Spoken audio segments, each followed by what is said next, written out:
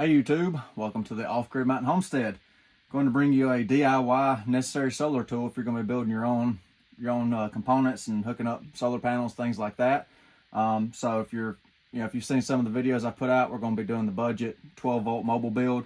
I'm going to give you options of doing that build, pre-made cables versus making your own, but I prefer to make my own so I don't waste wire. I'm going to show you some components in this kit I bought, affordable kit. And you can tell it's been used, it's dirty. Real good value here. I'm gonna show you the components in this, and then we're gonna make up some a little tutorial on MC4 connectors and crimping, things like that. So this kit, I'll open it up. This is the complete kit. They make different variations of this, but let me show you what's in the complete kit from iWis. I said this thing's had hundreds of connections made with it. So it comes with 2 screwdrivers. I really hadn't used them, so I can't say if they're high quality or not. I just left them in the kit. It comes with a flat blade and a Phillips screwdriver for whatever you may need them for. Comes with 2 MC4 tools. Comes with a set of wire cutters and very sharp wire cutters, high quality, no problems with that. It comes with a set of strippers, wire strippers here. Let me get them out of the elastic. Just got different gauges on it. It's got 2.5 millimeter, 4 and 6, which equates to American wire gauge of 14, 12, and 10 gauge. So nice little set of wire strippers. I mean, high quality, not to make any adjustments. It's sharp, no problems with that. And then the ratcheting MC4 crimper. So this also has 2.5, 4, and 6 millimeter.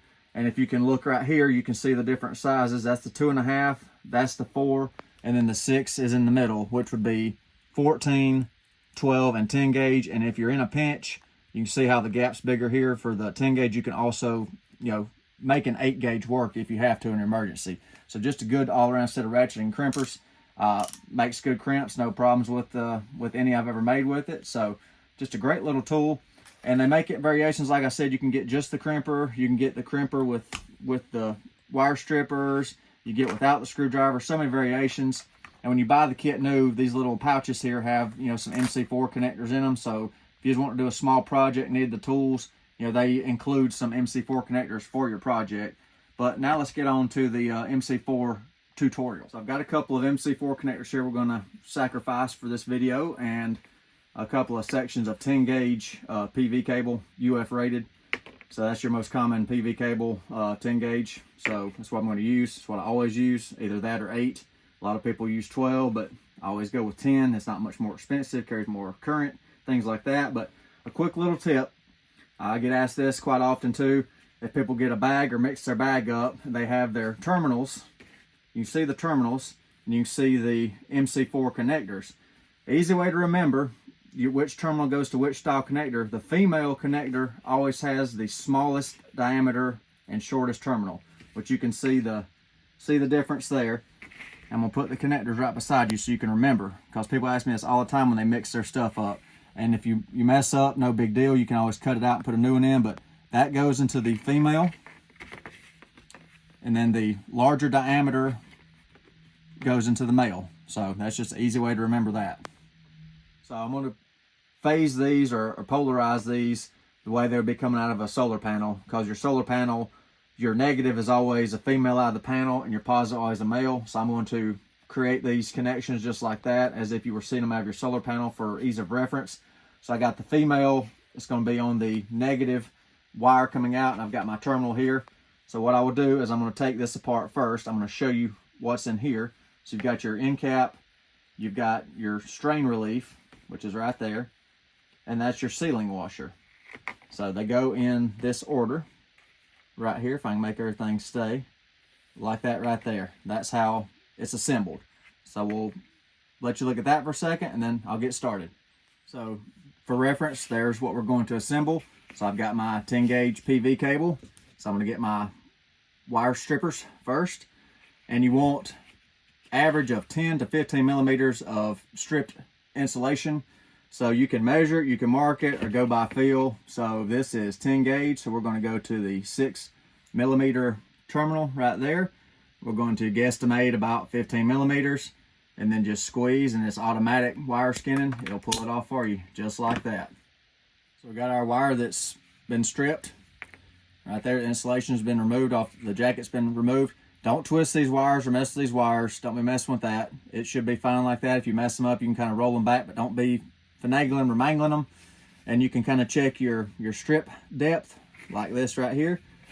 So you don't want to be past this section right here where it tapers back down. You want to be below that. So we have a good strip on that one.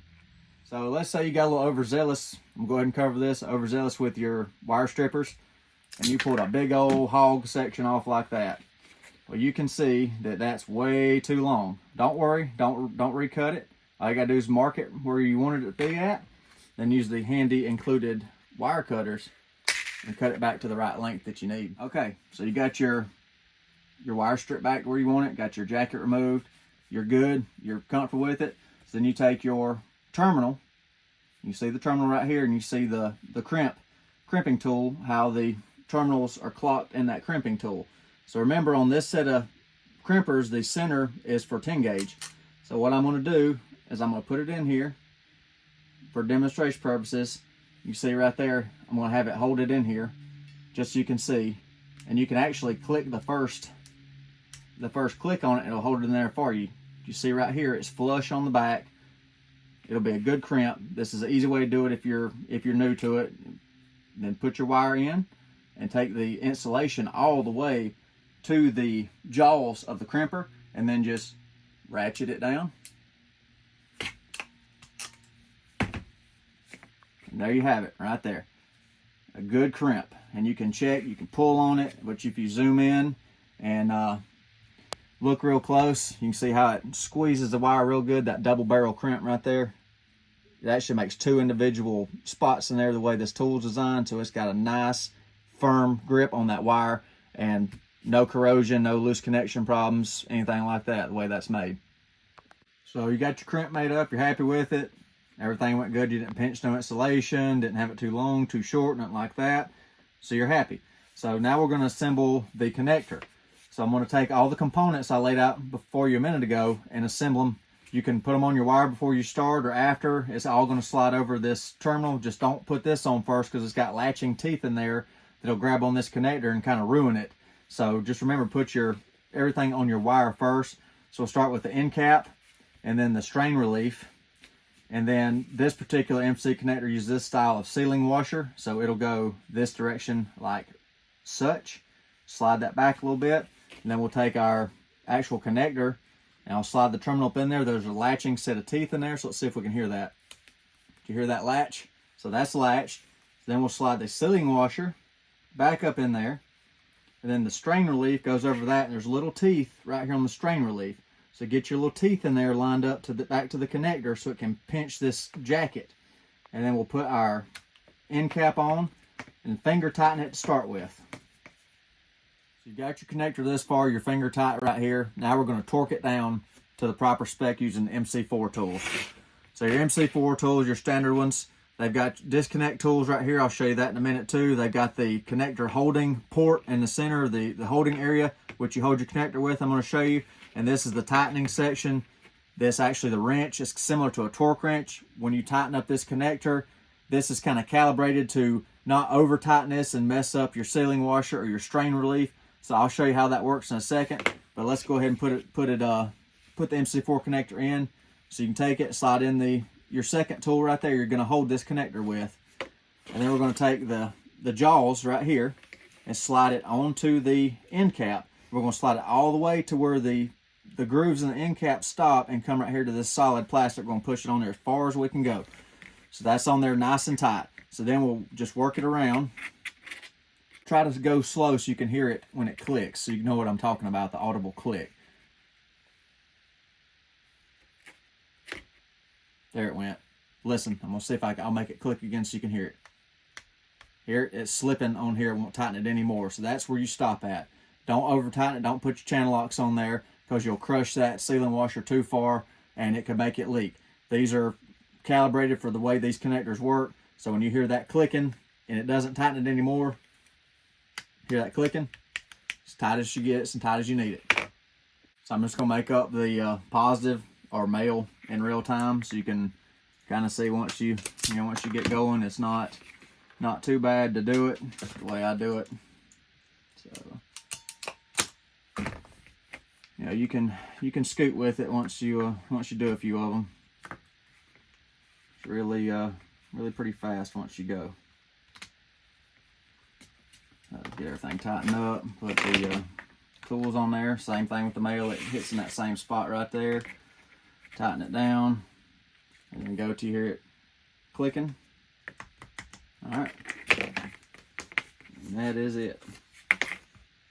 So I got both of the connectors made up on the sample wires. Of course, there's nothing hooked to them, but I'm going to show you the ends down in there. But you can see how the female's recessed down in there, and the male are positive, nominally positive lead. The connector comes out of the end. I don't know if you can see that with the camera, the terminal actually in there, but anyhow, that's besides the point. So just plug them up like that. You can use the MC4 tool to disconnect them. And there's some that have a little extra piece of plastic here, depending on what manufacturer you got your MC4 connectors from. You can put the disconnecting tool in there that pinches those terminals down, and then you can pull the connector apart like that. Or if you mess with PV all the time, when you connect them right there, you can just take your fingers right there and just pop them apart with your fingers. Either way. So there's, you know, a basic MC4 tutorial. It's good to have this too, besides making up your own extension cables. You want to make a gender bender or something like that. If you know, you had a cable coming out and you had it wrong or whatever, you can always, you know, change your ends. Or if you're making custom cables, you can kind of play around with stuff that you want. So it's good to have, you know, these tools. I say if you don't need the whole kit and you're going to use your Klein wire strippers and stuff like that, you can just buy the ratchet and crimper.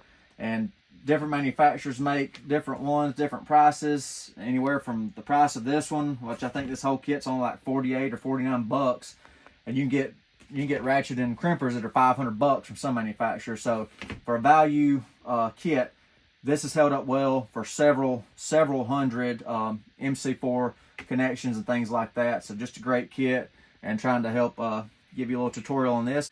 So, you know, great stuff here. Hope that helps somebody with the making your own MC4 terminals. Whatever else you want to see, let me know in the comment section, any kind of other things. Hope I earned a like from you today. If y'all hit that like button, that really helps the channel. I appreciate y'all. And thanks for watching the Off-Grid Mountain Homestead. Hope you have a wonderful day.